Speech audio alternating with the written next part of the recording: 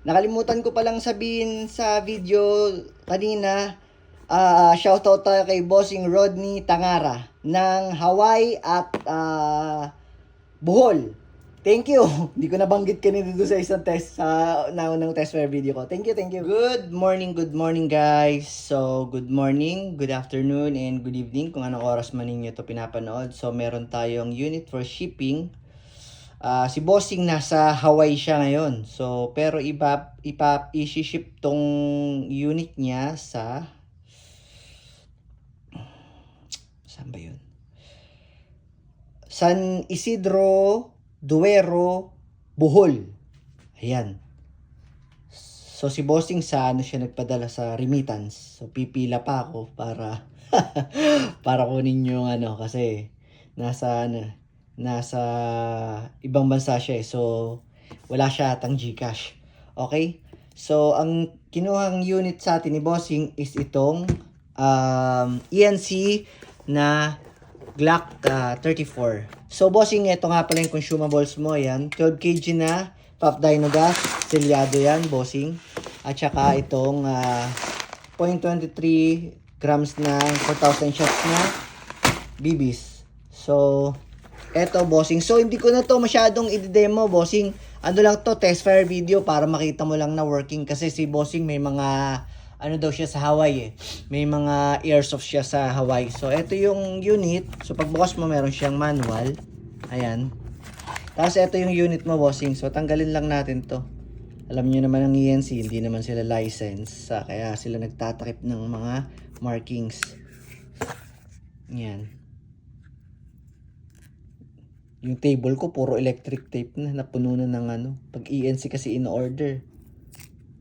Nagtatanggal ako lagi ng ganito eh. So, mga lagkit-lagkit lang yan, Bossing. Ano to? Ano to? Yung kahon. Kala ko, ano eh, punit yung pintura eh. Yung ano siguro yun, nasaan yun ang galing? Dito. Nahulog pa yung bala.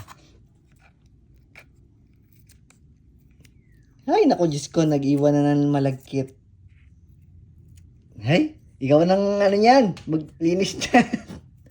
Ikaw na maglinis niyan, Bossing. Utang na, yun ang matanggal sa kamay ko. Yan. Naku, nagtagal na yung video. Punyetang mga sticker to. Ikaw na magtanggal nito, Bossing, to. Madikit to eh. Baka mag-iwan pa ng mark. Okay? So, ito yung unit mo, Bossing. Ayan. Ba't kaya yung mga ENC nakakasalagi? Nababanat yung ano nun? Nagdi-deliver sila ng nakakasa. So, ito yung unit mo, Bossing. Ayan. Nakaport yung slide niya. So, yung kita yung barrel niya. Ayan. Tapos, mayroong complete Glock markings and TTI markings. Trend Tactical Innovation. Ayan. May markings dito. May finger groove dito.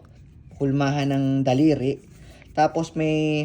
So, pag Glock, alam naman natin, pag Glock, metal yung slide, polymer yung lower frame. Kahit naman sa totoong barrel, is polymer yung ano, yung...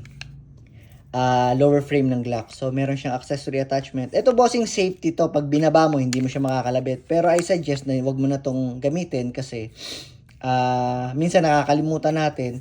Minsan, pag kinasa natin, kala mo matigas lang. Pipilitin mong maiputok. Ayun, napuputol pa yung mga mekanismo ng trigger. So, wag mo na lang tong gamitin. Itong safety na to. So, ayan, accessory attachment. And the railings, isa. Tapos, naka-threaded na rin yung outer barrel niya para sa tracer at suppressor. Tapos, ayan, naka-U-type sight. Tapos, white dot sight sa front. Tapos, sa rear, U-type sight. Ayan, may mga serration siya dyan. So, ilub muna natin, Bossing, bago ko i-ship. Kasi parang matagal pang uuwi si Bossing. Mas maganda naka-lubricate yung unit.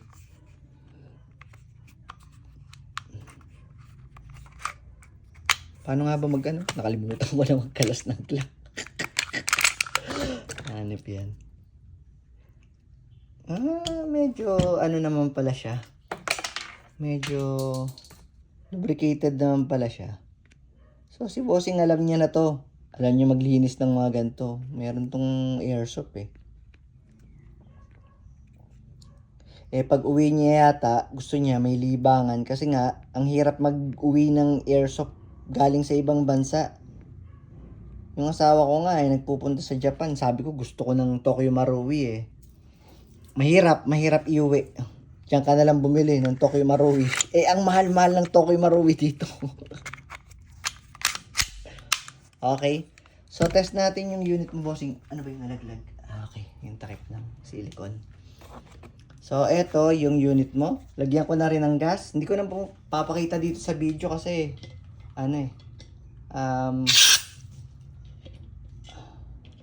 hindi pa tinamaan yung inlet. Okay. So, leak check. Okay, all goods.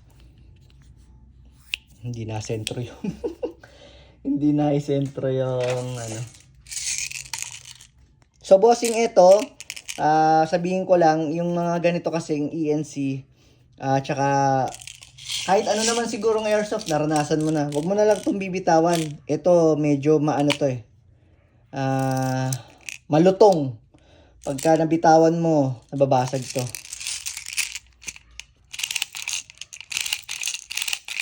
Ang dami kong nilagay. Oops, dahan-dahan ng balik. So, test natin yung unit mo, bossing. Tsaka, i-chrono rin natin kung ilan ang chrono nito. So, I'm using 0.20 na Lancer Tactical na BBs and 12 kg na FAF Dyno gas.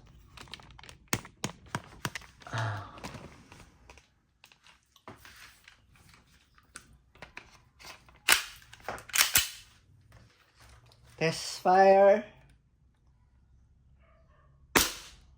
362 ba? Lakas. 362 ENC. Grabe 'yun. Isa pa. Baka nagulat lang yung yung chrono. Tumaas pa nga 370. Ba, ang lakas nito Hindi nabasa. Hindi na naman nabasa. 332. Okay? So, ubusin na lang natin yung BBs. Lakas ng putok nito. Bakit kaya? So, chamba. Chamba yung Pag minsan, di naman ganito. Malakas tong unit na nakakuha ko So, ito, bossing. So, release ang magazine. Tapos, pag-lock, di hila lang. Alam mo na yun, bossing. So, thank you, bossing. Punta ako ng Palawan. Kunin ko yung pera. Tapos, diretso ship ko na. Babalutin ko muna mahal kasi ng sa JNT Bubble wrap. Kaya ako minsan nagbabubble wrap pagka meron akong bubble wrap dito. So, thank you, bossing. Ibabubble wrap ko tong gas at saka yung unit. Yung bala, hindi ko na yung binabubble wrap. Okay? Thank you. Pagka sasend ko sa'yo itong video na to, tapos, pag nakuha ko na yung pera, send ako ng video packing sa JNT and then tracking number and QR code. Thank you, maraming salamat.